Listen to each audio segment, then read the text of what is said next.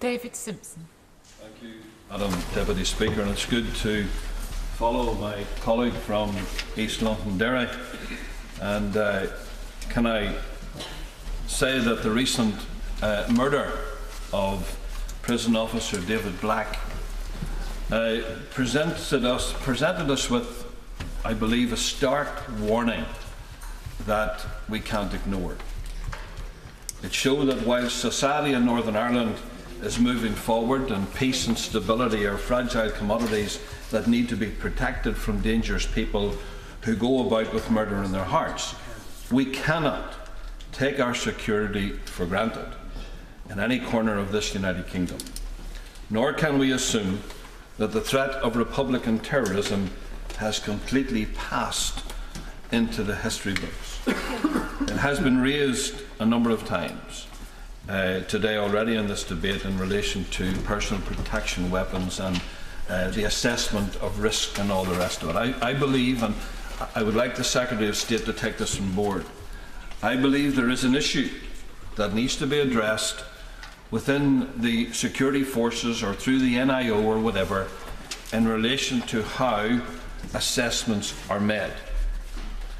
The Honourable Member from East Londonderry referred to David Black. David Black was murdered in my constituency, and I pay tribute to his wife and family for the courageous statement that she came out with, that no retaliation. But again, as the Honourable Member from East Antrim said, they also added that they wanted the perpetrators brought to justice to pay for the crime that they did.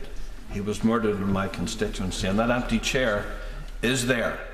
And whilst we are genuine today, as I said earlier in the House, about our tributes to him and to his family, there is an empty chair that will never be filled again.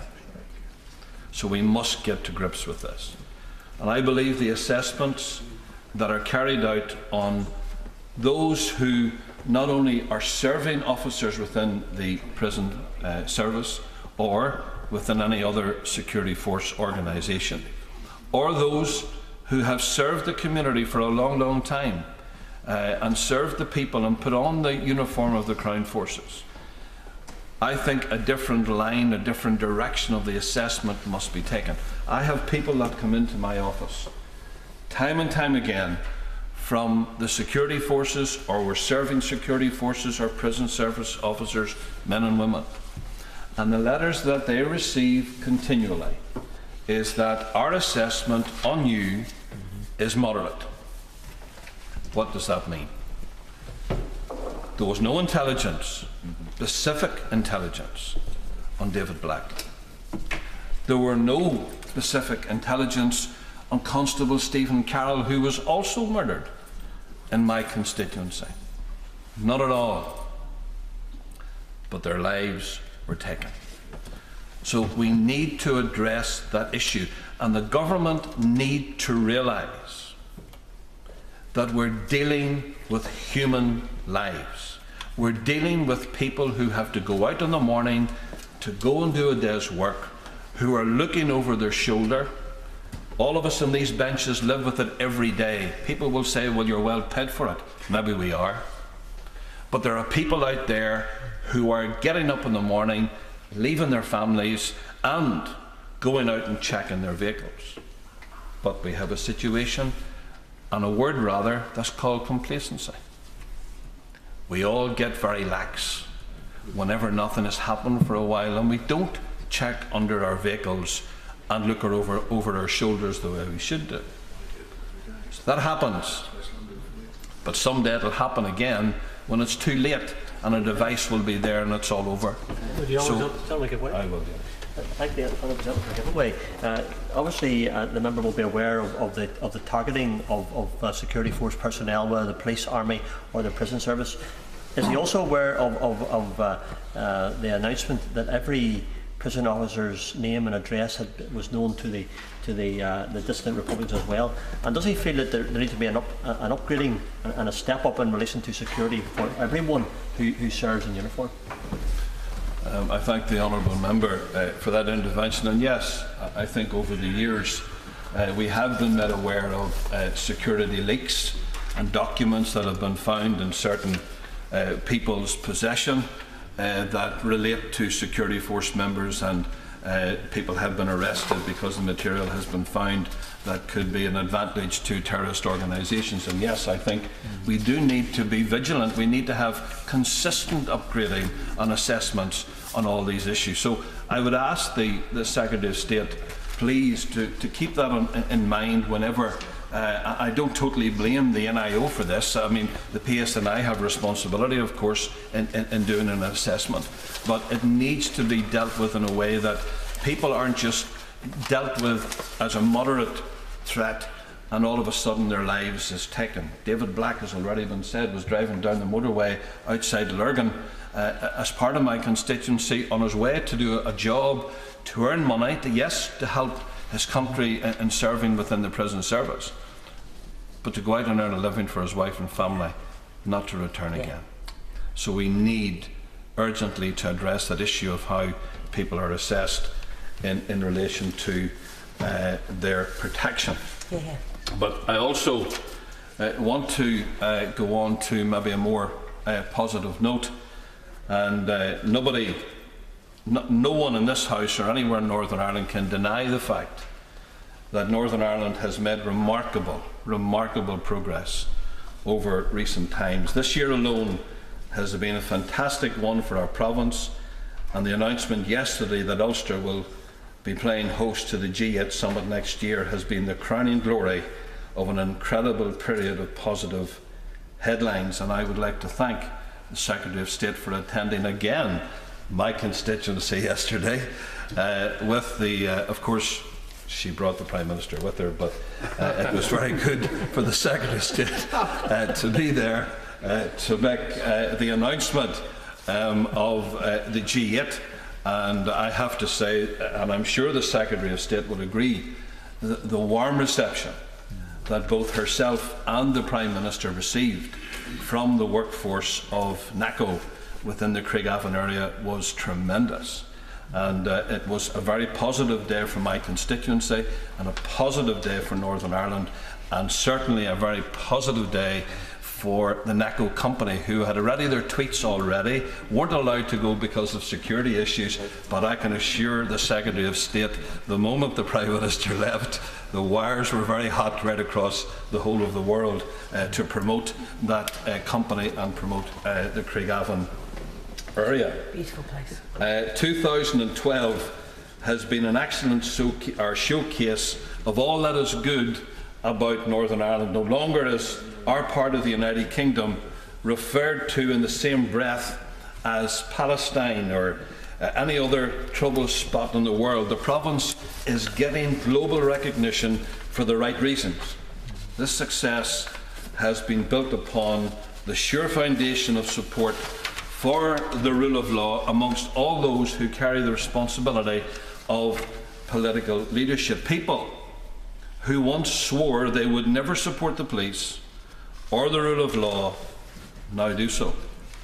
And I am proud to have, I will certainly give way. I'm very grateful to my honourable friend, and he makes an important point about support for policing, but does he share my concern and the concern that many people have had at recent developments whereby Sinn Féin, following the arrest under proper policing and processes, made an arrest that Sinn Féin organised a protest outside police headquarters and have accused the PSNI of political policing. Does he not believe, as I do, that that is a very, very retrograde and dangerous step and plays into the hand of dissidents? I thank the right honourable member for that intervention, and yes, he is absolutely correct. It sends out the wrong message and again gives the support, or seems to give the support, to dissident Republicans, and also, as was mentioned earlier, encourages young people to see, or to take from that this war is not really over. We're here, we're still here, and in words of one famous Republican, we haven't gone away, you know. So we have to remember that, and the right honourable member is correct. I certainly will do. I'd like to thank my honourable friend for giving way, because he also acknowledged that a dangerous precedent has been set by members of Sinn Féin and SDLP members in the Dungannon Council, where a person has been taken through due process of the law because of death threat against or action to murder a member of the DUP, Councillor Sammy Brush, and yet we find that they are now demanding that they be released. Absolutely. The honourable member has made a very valid point, and in fact he must have saw my speech, because I intend to refer to that. He probably thought he wrote it for me, but I will make reference to that, and he is exactly right. It's despicable what has happened within the call from the SDLP, and we will make reference to that very soon within the speech. Madam Deputy Speaker, a generation of young people is emerging in Northern Ireland for whom the worst days of the trouble is something that they hear from their parents. They hear their parents talk about at the fireside. Mercifully, they have no real first-hand experience of it themselves, and I welcome that change dispensation, and I welcome the fact that our society has become less accustomed to violence and accepting of it during the dark old days. And that is what is at stake here: the maintenance of peace and the prosperity for all of our people. Can I pay tribute also, Madam Deputy Speaker, to Kate Carroll? Kate Carroll is the wife, of course, of Constable Stephen Carroll that was murdered in my area. She has been a very brave lady, and I understand come January of next year will launch an initiative for disenfranchised young people in Stormont buildings to help young people who, again, my honourable friend from East Londonderry referred to, the young people who are unemployed, who find themselves in very difficult circumstances. She is now bringing forward an initiative that will help those young people, to try and help them to find work, to get involved in youth projects, to take them away from the scene and the criminal activity, and for those leeches that will tap into their lives to try and take them away from that. So I pay credit to her. She's been a very brave lady. She has been outspoken in many issues, and she has come a long way from the death of her husband, and I think congratulations need to be paid to Kate for that. There was a time in Northern Ireland when a person losing their life as a consequence of terrorism was read out on the news broadcast, sometimes with the tiresome repetition of the weather forecast or the market report. Those terrible times are gone, but all but a tiny crazed element would seek to take us backwards.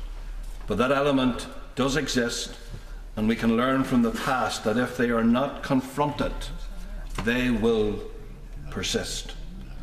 It is a sign of how far forward we have moved as a society when the community, right across all the traditional divides, have been genuinely convulsed in shock by the recent murder of David Black. People who lived through the dark days do not want to go back to them, and their children do not want to endure what their parents had to endure.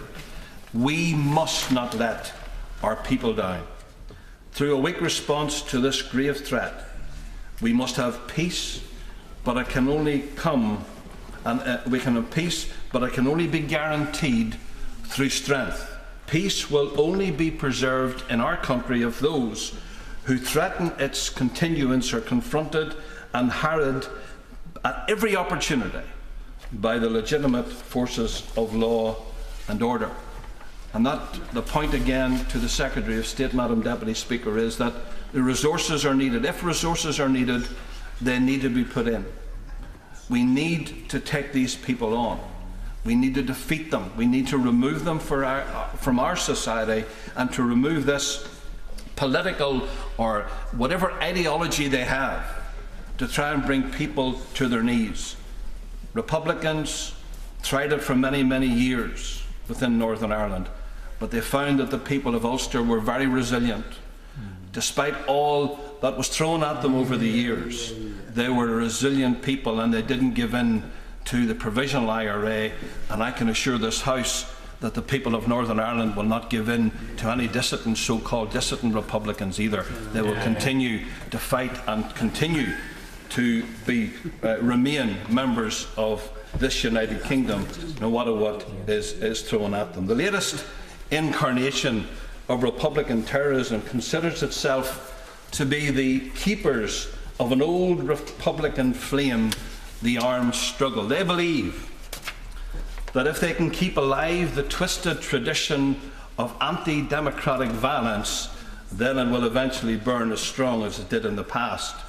The psychopathic delusion required to sustain such a nightmare vision ignores the pain and the suffering that it would inflict upon the wider community were it ever to become a reality. It can never be allowed to become a reality, Madam Deputy Speaker. Too many people have suffered as a consequence of politically motivated violence, and it is essential that the government should do all in its power to defeat those who would seek to reignite the flames of division and bloodshed. Every tool available in our disposal should be deployed. The news that the disparate and scattered remnants of physical force republicanism have joined together in one press, dare I say it, referred to them as a coalition, but I'll not go into that today, within one of the local tabloids yesterday, but they have come together and joined together under a single banner. It shows why the present policy of allowing dissidents to segregate in prisons must be ended. It is beyond dispute that the warnings that were given in 2003 as to where this policy would ultimately lead have been fulfilled. The policy should be reversed, and I hope the Secretary of State will join with us in calling for that. It is more important now than ever that all democratic parties in Northern Ireland stand together to oppose the dissident agenda. Madam Deputy Speaker, that is why I have found some of the actions of the SDLP to be very disappointing. I have a lot of respect for a lot of the members of the SDLP, but the recent comments have been very, very disappointing. It sends out a mixed and confused message for the leader of the SDLP and his party colleagues to be campaigning for the release of Marion Price and Jerry McGill. McGill was convicted by a court of law for the attempted murder of my party colleague and councillor Sammy Brush. Had Sammy Brush, if he had not been in possession of a personal weapon, he would have been dead today. He was able to return fire, and he would have been dead if the PPW hadn't been issued to him. It was appalling to hear the leader of the SDLP claim that McGill has been victimised. And it was equally appalling when his party backed a call for McGill to be released. Madam Deputy Speaker, imagine the scene. Dungannon Council in County Tyrone that night. Councillor Brush sitting at his place in the council chamber, while one nationalist speaker after another rose to demand the release of the man, to demand the release of this man who tried to murder him. Outrageous. Such behaviour is an affront against any innocent victim of terrorism. McGill should not be released until he has served his full sentence, and that's the end of the story. Marion Price had her licence revoked by the previous Secretary of State for encouraging support for the very same terrorists who would seek to plunge Northern Ireland back into the violence and bloodshed of the past. There can be no question of setting her free at this juncture, and I hope that the Secretary of State will reiterate the government's support for the decision taken by her predecessor in this regard. Madam Deputy Speaker, finally, in conclusion, I hope that the Secretary of State will provide an assurance that any request for additional resources to tackle the threat posed by dissident Republicans made by the PSNI will be looked upon favourably by the government. When we are talking about protecting the safety and security of British citizens, there can be no question of penny pinching. Prison officers at this stage, who are the focus of attention, need protection, and whatever package is needed, whatever package is required, whether it be through PWs or home protection or whatever, it needs to be provided. All our right honourable members and members of these benches, and I'm sure in all benches, will recognise that Ulster has lost too many young men and women that have served their country for many, many years. We don't want to see any more. Yeah.